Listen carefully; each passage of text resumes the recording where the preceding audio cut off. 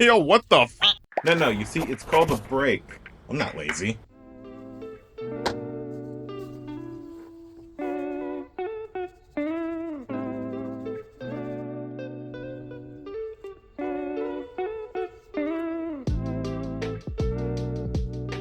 Let's just pretend I did that on purpose. We'll say the page is ripped. So when I was drawing this page out, I realized I didn't give myself enough space on that left side of that page for all those little squares. So all together, we're just going to pretend I did that on purpose. We'll just say the page is partially ripped, right? That's the story we're going to go with. I need to know that you're down for my lie. That's what we're telling everyone. We're not going to spread misinformation and say that I just messed up. Okay? Okay. Good. I knew I could trust you. So today I am working on not Freddy Krueger. We'll call him Frederick Krueger. Yeah, that's what we're going to call it.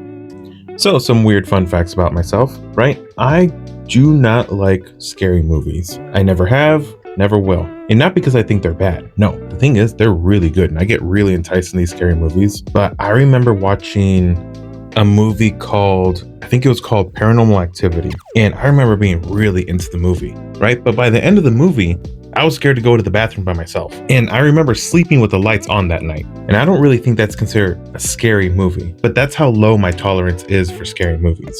And on nights like that, I remember just dragging my childhood dog with me everywhere.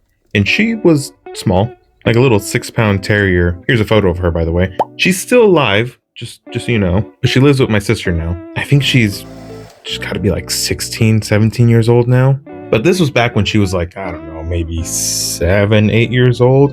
And I would just drag her around like she could protect me. Mind you, she was the first one to run away too. She didn't even bark. So she wasn't going to be saving me from anything. I just saw her the other day, actually. She's weirdly doing good, but not good at the same time. Like you can tell she's an older dog, but I don't think she knows she's an older dog. And she gave me such a false sense of like how dogs are supposed to act. And I don't know how my parents trained her, but you could leave a plate of food on the floor and she would not touch it. And because of that experience, I thought puppies were really easy.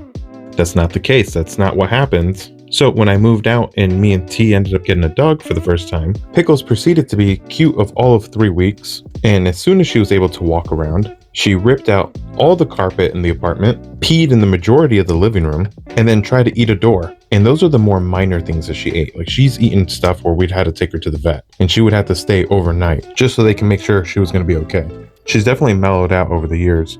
It took around 2 to 3 years for her to fully calm down. But before we moved out of the apartment complex, I remember buying like carpet samples and trying to glue it down just so it didn't look so messed up.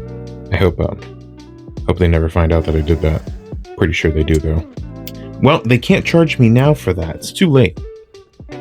You know, now that I think about it, that's probably why they didn't give my deposit back. Makes a lot more sense now. Surprised they didn't charge me for more things. I tried to fix it. I tried to fix a bunch of things. Like I learned how to fix doors and stuff for them. And as long as you didn't step on that carpet, there was no way to know that it was messed up. It's their fault for renting it to me. Wait, I wasn't done ranting yet. Hang on. Whoa.